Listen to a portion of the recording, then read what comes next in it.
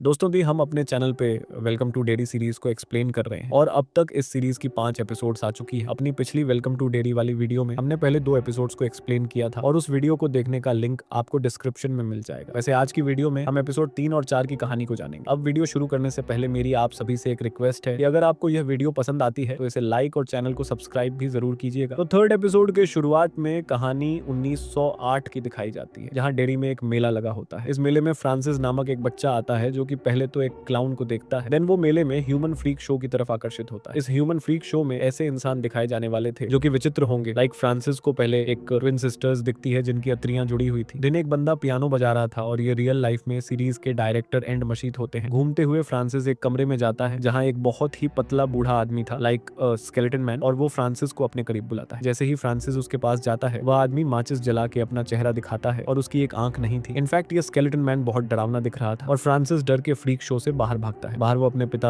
Monty से मिल जाता है और मॉन्टी फ्रांसिस को एक स्लिंग शॉट देते हैं जो कि वो मेले में जीते थे। स्लिंग शॉट बोले तो वो गुलेल होता है ना, गुले वैसा। इसके बाद बाप बेटा कार में यहाँ से निकलते हैं और इनकी गाड़ी थोड़ी दूर जाके हीट अप होकर रुक जाती है। ऐसे में फ्रांसिस पास के कुछ नेटिव इंडियन बच्चों से पानी लाने जाता है। अब क्योंकि फ्रांसिस के पास इतने पैसे नहीं थे तो एक नेटिव इंडियन लड़की रोज फ्रांसिस से उसका स्लिंग शॉट मांग लेती है। आगे हम देखते हैं कि फ्रांसिस की रोज से दोस्ती हो जाती है और दोनों साथ खेलने लग जाते हैं। एक बार खेलते खेलते फ्रांसिस पास के जंगल में चला जाता है और रोज उसे वहां जाने से मना करती है। जंगल में फ्रांसिस को वही स्केलेटन मैन दिखता है और अगले ही क्षण स्केलेटन मैन फ्रांसिस पे हमला कर देता है। फ्रांसिस उससे बचते हुए भागता है और एक पॉइंट पे स्केलेटन मैन उसे पकड़ लेता है, लेकिन इससे पहले वो फ्रांसिस को खाता रोज वहां आती है और वह स्केलेटन मैन पे स्लिंग शॉट से हमला कर देती है। फिर रोज और फ्रांसिस उससे बचते हुए समहाउ जंगल से बाहर निकल जाते हैं और वह स्केलेटन मैन किसी कारणवश जंगल की बाउंड्री को क्रॉस नहीं करता। नाउ वी ऑल नो कि वो स्केलेटन मैन और कोई नहीं बल्कि पेनीवाइज का एक रूप है। वो पेनीवाइज ही है और पेनीवाइज फ्रांसिस को डर के खाना चाहता था। But the question here is कि वो उस जंगल से बाहर क्यों नहीं निकलता। इसका जवाब आपको इसी वीडियो में आगे मिलेगा। फिलहाल यहाँ पर इंट्रो आती है। इंट्रो के बाद कहानी वापस 1960 वाले टाइमलाइन में आ जाती है, जहाँ हम जूनियर हिल असाइलम देखते हैं। यहाँ मिस बेनब्रिज अपनी बेटी लिली को लेने आई थी। एज लिली डिस्चार्ज होने वाली थी। डॉक्टर्स बताते हैं कि फिलहाल तो वह लिली का ट्रीटमेंट कर रहे हैं, लेकिन अगर लिली फिर से इस तरह का कुछ एपिसोड दिखाती है तो उन्हें अपनी ट्रीटमेंट अप करनी होगी, मतलब खतरनाक होगी थोड़ी ट्रीटमेंट। डॉक्टर्स ये भी बताते हैं कि लिली की यहाँ एक हाउस कीपिंग स्टाफ की हेड से दोस्ती हो गई है जिनका नाम इनग्रिड है। हम इनग्रिड और लिली की बातें सुन पाते हैं, जहाँ इनग्रिड कह रही थी कि उन्हें लिली की बातों पर भरोसा है। यानी कि दोस्तों लिली इनग्रिड के साथ शेयर कर चुकी है कि उस रात थिएटर के अंदर एग्जैक्टली क्या हुआ था। इनग्रिड लिली को एक ब्रेसलेट भी पहनाती है। वहीं दूसरी तरफ हम इंस्पेक्टर क्लिंट बावर्स को देखते हैं जिनके लॉकअप में हैंग होता है। क्लिंट हैंग से पूछते हैं कि जिस रात थिएटर्स में बच्चे गायब हुए थे उस रात हैंग कहाँ पे था। हैंग कहता है कि वह अपने घर पे था, लेकिन क्लिंट हैंग को एक सिगरेट का डब्बा दिखाते हैं और ये वही ब्रांड की सिगरेट थी जो कि हैंग पीता था। इनफैक्ट ये जो डब्बा था वो क्लिंट को थिएटर वाले रोड के पास मिला था। And since this was a very uncommon brand, तो इट्स क्लियर कि उस रात हैंग थिएटर के पास ही था और ये डब्बा उसी का है। अब दोस्तों हम व्यूअर्स तो जानते हैं कि हैंग बच्चों को नहीं मारता। सवाल ये है कि आखिर हैंग उस रात कहाँ था और क्या कर रहा था। अगेन इसका जवाब भी आपको इसी वीडियो में आगे मिलेगा। दूसरी तरफ हैंग की बेटी रोनी को तब स्कूल में बुली करने लग गए थे क्योंकि ऑफ कोर्स उसके पिता बच्चों को मारने के केस में अरेस्ट हुए थे। यहाँ लिली रोनी से बात करती है, उसे सॉरी कहती है क्योंकि लिली के स्टेटमेंट के कारण ही रोनी के पिता फिलहाल जेल में है। देन लिली कहती है कि उसके साथ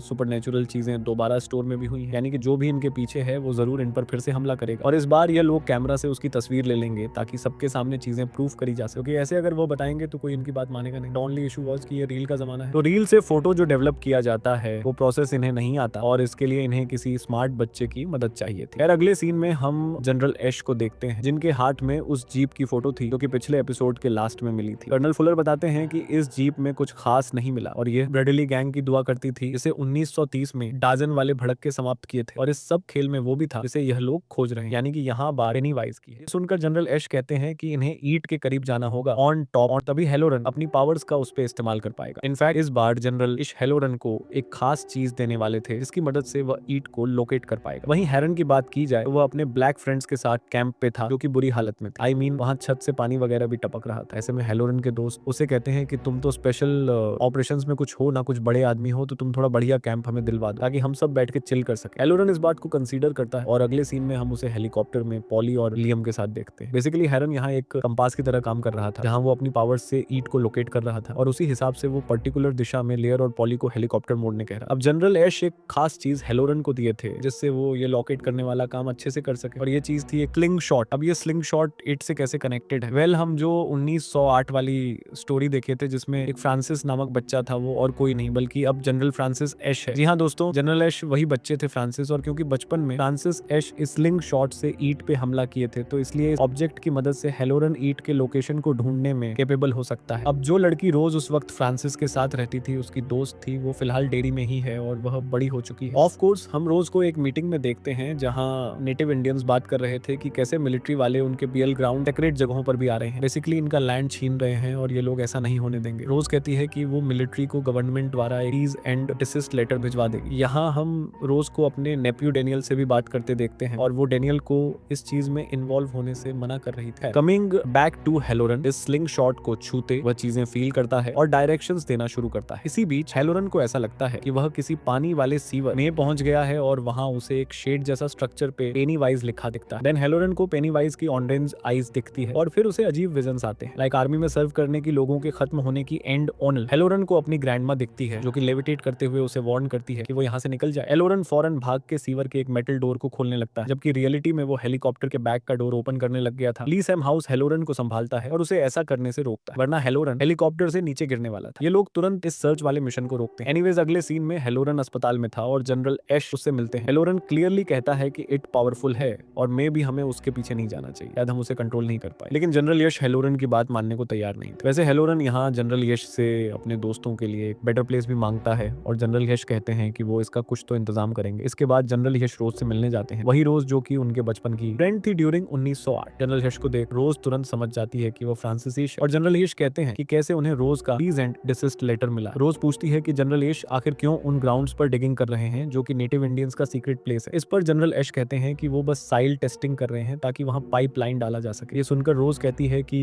अगर बात सिर्फ पाइपलाइन डालने की है तो रोज उनकी मदद करेगी, ये बताकर कि वह कौन से एरिया में डिगिंग कर सकते हैं और कौन कौन से रीजन उन्हें अवॉइड करना चाहिए। इस बात के लिए जनरल यश मान जाते हैं। दूसरी तरफ हम बिल और रिच को देखते हैं और इनसे मिलने रोनी और लिली आती है। रोनी और लिली का मानना था कि क्योंकि बिल स्मार्ट है तो उसे फोटो वगैरह डेवलप करना आता होगा और इसलिए उन्हें बिल की मदद चाहिए थी। रिच और लिली यहाँ बिल और रिच को सारी बातें बताते हैं कि कैसे एक सुपर नेचुरल एंटिटी इन्हें डराता है, इन पे हमला करता है। एंड इज एक्सपेक्टेड बिल और रिच को इन दोनों की बातों पे ज्यादा भरोसा नहीं होता। उस बच्चों वाले सीक्रेट स्पॉट पे जाते हैं और वहां प्लान करने लगते हैं कि आखिर ये लोग ईट की फोटो कैसे निकालेंगे। रिच कहता है कि ईट शायद कोई इविल स्पिरिट है और हा जैसा, मतलब उसके कल्चर में कोई और हा करके स्पिरिट होती है जो कि उसके अंकल इस्तेमाल करते थे, कमजोर करते थे किसी और पे हमला करने के लिए एंड ऑनल डेट। तो हाँ, रिच को वो रिचुअल पता है जिससे स्पिरिट को भी कमजोर किया जा सकता है और इसके लिए इन्हें आज रात कब्रिस्तान जाना हो। खैर यहाँ से तीन शिफ्ट होके हेलोरन पे आता है जो कि लीग और शार्लेट के घर डिनर पे आता है। इनकी बातचीत होती है और जब हेलोरन और लीग प्राइवेटली बात कर रहे होते हैं तो लीग कहता है कि हेलोरन के आने पे लीग को बैक ऑन फुट हेड में अजीब फील हुआ। ये सेम फीलिंग उसे एक बार और हुई थी पहले जब उस पे कुछ मास्क पहने लोग हमला करने आए थे। यानी कि दोस्तों लीग पे हमला करने वालों में से हेलोरन भी एक था। लीग क्लियरली हेलोरन से पूछता है कि आखिर वो मिलिट्री के साथ मिलकर क्या ढूंढ रहा है और उसकी पावर क्या है। साथ ही हेलोरन को कैसे पता कि लीग का एक बेटा है नेम विल, जबकि लीग तो हेलोरन को अपने बेटे के बारे में कभी कुछ बताया ही नहीं था। ये सब सुन के हेलोरन परेशान होता है और कहता है कि अटैक तो वो ऑर्डर्स पे किया था टू टेस्ट हिम, साथ ही वो अब अपनी पावर्स का इस्तेमाल लीग पे नहीं करेगा। हेलोरन एक और बात कहता है कि लीग के अंदर किसी भी तरह का डर नहीं है और हेलोरन आज तक ऐसे इंसान से नहीं मिला था। बेसिकली हेलोरन कहना चाह रहा था कि लीग को सोचने समझने डरने की कोई जरूरत नहीं, क्योंकि हेलोरन खुद लीग से अपनी दूरी बना के ही रखेगा। दूसरी तरफ बच्चे कब्रिस्तान पहुंच गए थे और वहां कैंडल्स वगैरह जला के रिचुअल्स करने बैठते हैं। तब इन्हें आइडिया लगता है कि रिच को कुछ रिचुअल वगैरह के बारे में पता नहीं था, वो बस टाइम पास कर रहा था। ये पता लगते ही रोनी भड़क जाती है और इसके जवाब में विल कह देता है कि उस इविल क्रिएचर वाली बात भी तो बकवासी है ना। ऐसे में रोनी और लिली गुस्सा होकर साइकिल से जाने लगते हैं और विल और रिच भी उन्हें रोकने साइकिल से उनके पीछे जाते हैं। लेकिन एकदम से इन्हें ऐसा लगता है मानो कब्रिस्तान से बाहर निकलने वाला रास्ता खत्म ही नहीं हो रहा, रादर यह रास्ता बड़ा होता जा रहा था। अभी एकदम से इन बच्चों के सामने कुछ क्रूसल एंड स्पिरिट्स उड़ते हुए आते हैं और इन पे हमला कर देते हैं। स्पिरिट्स पहले एपिसोड वाले बच्चों के ही लग रहे थे, लाइक विल, सूजी, और इनसे बचते हुए रोनी, लिली, विल और रिच फोटो भी ले रहे थे अपने कैमराज में। कैमरा बार बार इनके हाथ से गिरता है, फिर भी कैमरा को इन्हीं चारों में से कोई और बच्चा पिक कर रहा था और जैसे तैसे स्ट्रगल करते हुए लिली, रोनी और रिच कब्रिस्तान से निकल जाते हैं। विल वहीं अंदर गिर के फंस जाता है, लेकिन कुछ समय बाद विल भी कैमरा के साथ भागते हुए बाहर आता है। विल कैमरे में एक और एक्स्ट्रा फोटो लेकर आया था और ऐसे में चारों बच्चे डार्क रूम में जाते हैं जहां विल फोटो डेवलप करना शुरू करता है। इन फोटोज में हम क्लियरली सूजी और बाकी घोस्ट्स को देखते हैं। साथ ही विल जो एक्स्ट्रा फोटो लिया था उसमें एक ऑरेंज आई वाला क्लाउन दिख रहा था in the shadow. In short इन बच्चों को फाइनली प्रूफ मिल चुका था कि इनके पीछे वाकई कोई सुपर नेचुरल एंटिटी है और पहले एपिसोड वाले बच्चे जो गायब हुए थे उनको भी इसी सुपर नेचुरल एंटिटी ने समाप्त किया है। और यहीं पर सेकंड एपिसोड एंड हो जाता है। वीडियो लंबा होने की वजह से मैं फोर्थ एपिसोड को अगली वीडियो में एक्सप्लेन करूंगा, तो चैनल को सब्सक्राइब करना मत भूलना। मिलते हैं अगली वीडियो में।